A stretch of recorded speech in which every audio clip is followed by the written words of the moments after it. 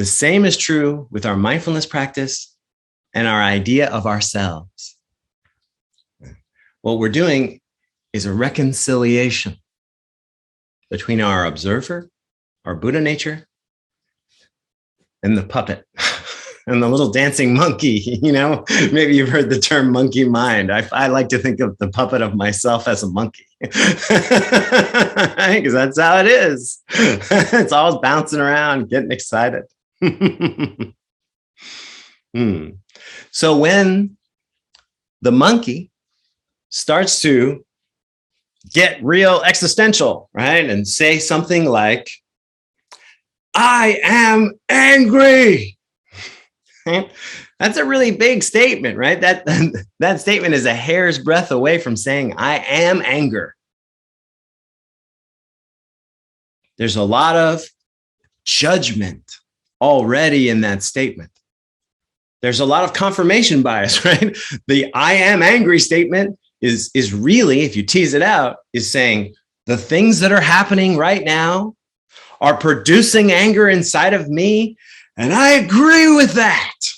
And that makes sense. That's what should be happening, right? All of that, all those many steps are packed into that tiny 3-word sentence of I am angry.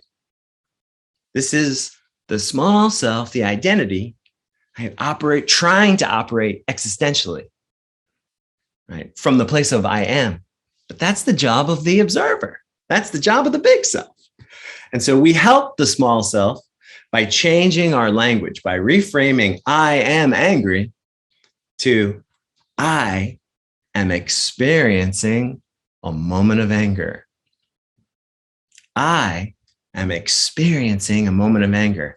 Can you hear how that is the voice of the observer and not the voice of the monkey? And the observer is looking at itself, right? Looking at itself dance in an angry way and is saying, oh, look at me. I am experiencing a moment of anger. The observer can watch that very neutrally. Right? The observer has the space to ask itself the question, are you sure? Should I be angry? Is it necessary? Is it correct? And even beyond those, because it may be correct. And someone may have done something that's worth getting angry over. Sometimes I gotta put up the boundary, right? But that doesn't mean that I have to stay there all day. The observer can allow a moment of anger and then go right back to its loving, non-judgmental neutrality. I experienced a moment of anger during that call. Now I'm going to experience the taste of my coffee.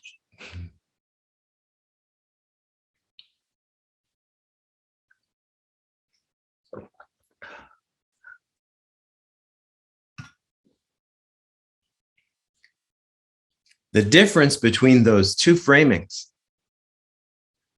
is nothing less than the difference between enslavement and freedom. If I can never step out of the small purview, the small perspective of the monkey, of my dancing, self-concerned, anxious, people-pleasing, frightened identity, my limited, labeled, compartmentalized personality, if I can never step out of that into something bigger, then I am in a prison. I am in a cage, and it's called Dave Kenneally.